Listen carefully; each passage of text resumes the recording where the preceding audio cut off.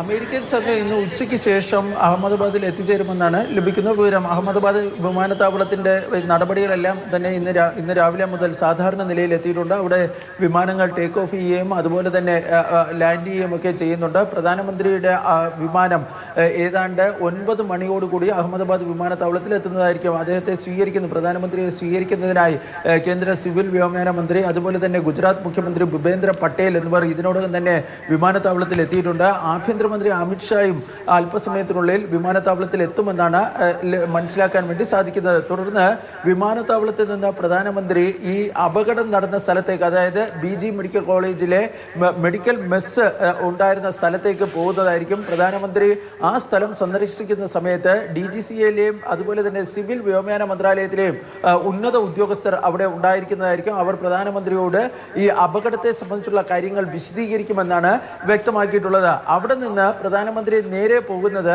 Ahmedabad civil ഹോസ്പിറ്റലിലേക്കാണ്. അവിടെയാണ് നിലവിൽ ഈ മൃതദേഹങ്ങളും മറ്റും വച്ചിരിക്കുന്നത്. ഈ പോസ്റ്റ്മോർട്ടം ഉൾപ്പെടെയുള്ള നടപടികൾ പൂർത്തിയായി വരികയാണ്. DNA പരിശോധന നടത്തുന്നുണ്ട്.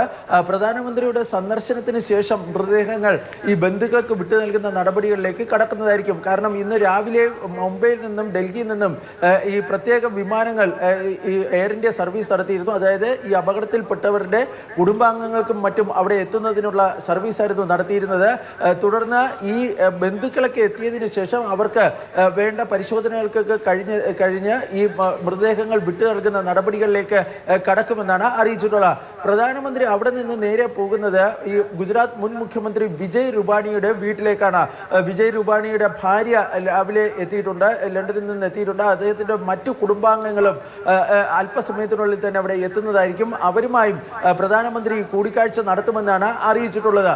ഇതിന് ശേഷം ഒരുപക്ഷെ ഈ സിവിൽ വ്യോമയാന മന്ത്രാലയത്തിലെയും അതുപോലെ തന്നെ ഈ മറ്റ് കേന്ദ്ര സർക്കാരിൻ്റെയും ഒക്കെ ഈ അപകടവുമായി ബന്ധപ്പെട്ട പ്രവർത്തനങ്ങൾ ക്രോഡീകരിക്കുന്നവരുമായി പ്രധാനമന്ത്രിയുടെ ഒരു ഉന്നതതല യോഗം ചേരാനുള്ള സാധ്യതയുണ്ട്. അതിൽ ഈ അന്വേഷണത്തിന് പ്രത്യേക സംഘം രൂപീകരിക്കുന്നത് ഉൾപ്പെടെയുള്ള കാര്യത്തെ സംബന്ധിച്ചുള്ള പ്രഖ്യാപനം ഉണ്ടായേക്കുമെന്ന സൂചനകളും പുറത്തു വരുന്നുണ്ട്.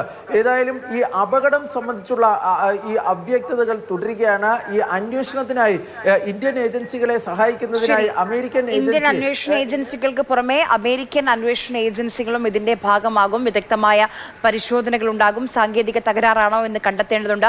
അങ്ങനെയാണെങ്കിൽ അതിൽ നിന്ന് മാറ്റങ്ങൾ വരുത്തണം. കാരണം ഇനിയും ഇത്തരം ഒരു അപകടം ആവർത്തിക്കുക സാധ്യമല്ല. അത് നിയന്ത്രിക്കാൻ വേണ്ടി ഈ അപകടത്തിന്റെ എന്താണ് ഈ അപകട കാരണമെന്ന് കണ്ടെത്തി അതിൽ പഠനങ്ങൾ നടത്തി വിശകലനങ്ങൾ നടത്തി അതുമായി ബന്ധപ്പെട്ട് മാറ്റങ്ങൾ വരുത്തേണ്ടതുണ്ട്.